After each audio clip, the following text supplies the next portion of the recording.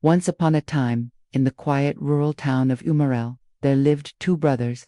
They were only 2 years apart in age, yet worlds apart in personality. The elder was Samuel, calm, gentle, soft-spoken. His face carried a permanent half-smile, the kind that gave peace to whoever looked at him. Samuel never raised his voice. He was the type who would rather suffer silently than argue. The younger was David, bold, restless, and full of sharp words. He was the kind of boy who could talk himself out of trouble, the kind of dreamer who wanted everything big, everything fast. David didn't like small beginnings.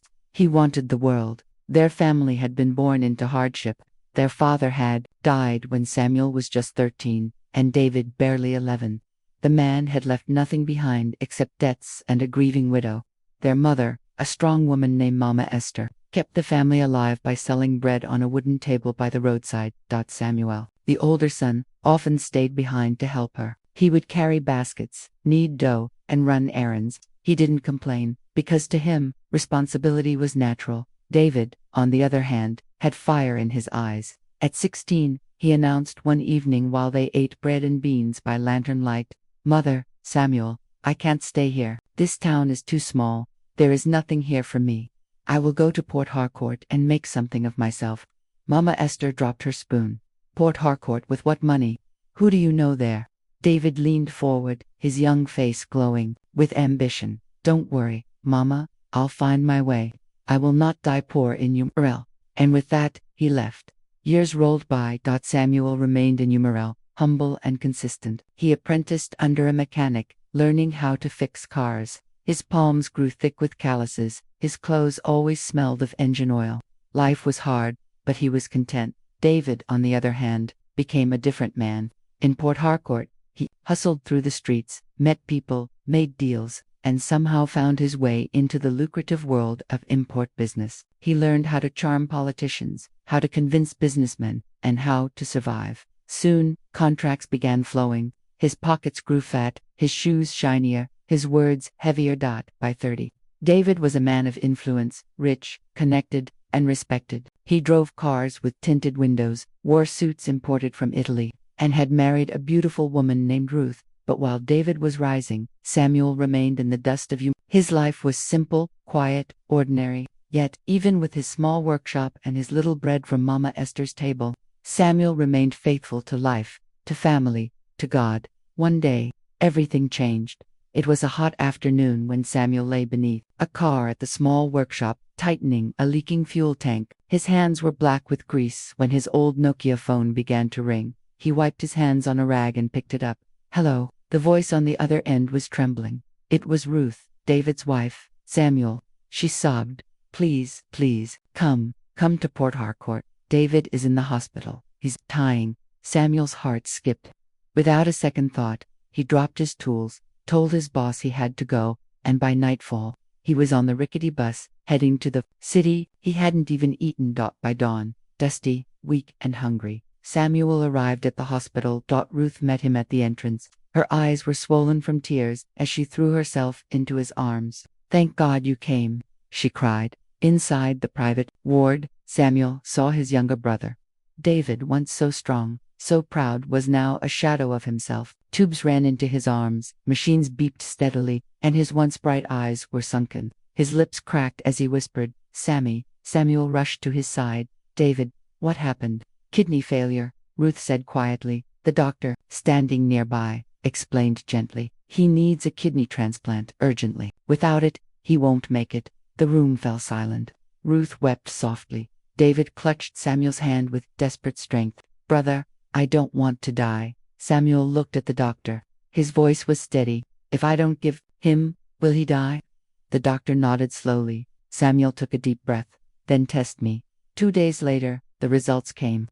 Samuel was a perfect match. The doctors explained the risks, the dangers, the lifetime of care Samuel would need with one kidney. But Samuel only asked, "If I give him mine, will he live?" "Yes," the doctor said. "Then do it." The night before the surgery, Samuel sat beside David. David turned weakly and whispered, "Why did you come?" Samuel smiled softly. "Because you're my brother." David's eyes filled with tears.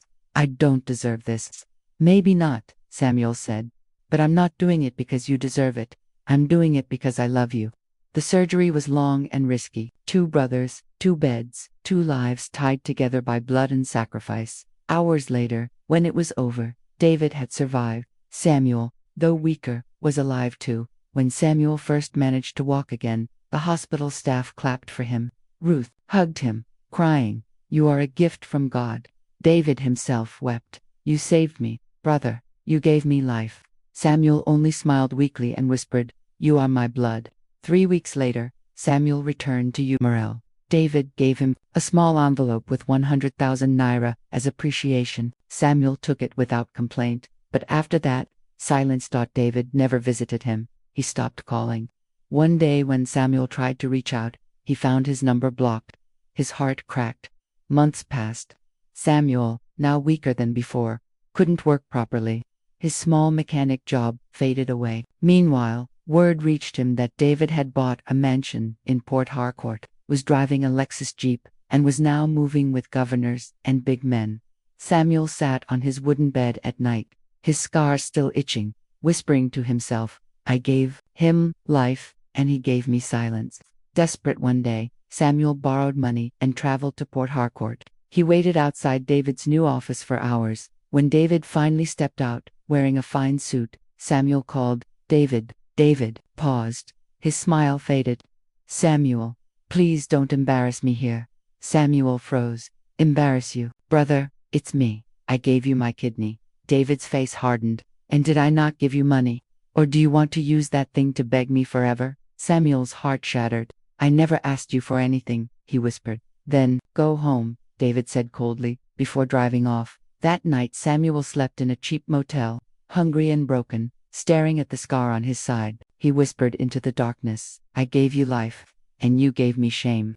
But the story did not end there. For while Samuel struggled, David's life began to unravel. At night, he woke up sweating, hearing voices, seeing shadows. He couldn't sleep. His wealth grew, but his peace vanished. Doctors found nothing wrong, yet something unseen tormented him. Meanwhile, Samuel wasted away in Umarel, thinner, quieter, bearing his pain silently. One evening, a car pulled up at Mama Esther's compound. Ruth stepped out, tears in her eyes. She knelt before Samuel. "Please, he's dying again, vomiting blood, calling your name in his sleep. Please, come." But Samuel only turned and walked inside. In the city hospital, David had a dream. He saw Samuel standing over his bed, bleeding, whispering, "Give it back." He woke up screaming. Ruth, terrified, called their pastor. After prayers, the pastor told her plainly, "This is not medical. This is spiritual. The one who gave him life is the one who must release him. Only Samuel can save him now." Reluctantly, Samuel was persuaded to visit. He entered David's mansion, marble floors, chandeliers, guards at the gate. Yet inside, David looked like a dying king, pale and broken. Samuel stood by the door. "So, this is where you brought my kidney." David wept. "Brother, I was wrong." Before Samuel could answer, Ruth spoke up with trembling voice. She revealed the truth that David had cut Samuel off, not out of hatred, but out of pride. He could not live with the scar that reminded him of weakness, of needing his brother. So he had pretended Samuel did not exist. Samuel staggered back, dizzy with pain, months of rejection, explained by pride. The pastor then stepped forward. His voice was firm. "The day you gave your kidney, a covenant was made. But when David rejected you, that covenant turned into a curse. Only forgiveness can break it." Samuel broke down, weeping like a child. He remembered hunger, betrayal, the scar in his side, the scar in his soul. At last, he stood over his brother, placed a hand on his chest, and said, "I forgive you, not because you deserve it, but because I want to be free. You took my kindness and threw it away, but I will not carry your punishment anymore. I give you peace. I give you back your life. May God judge between us." David shook violently, screaming, until finally he calmed. His eyes opened slowly, and he whispered, "The voices, they are gone." Samuel turned and walked away. He didn't wait for thanks or gifts. He simply left.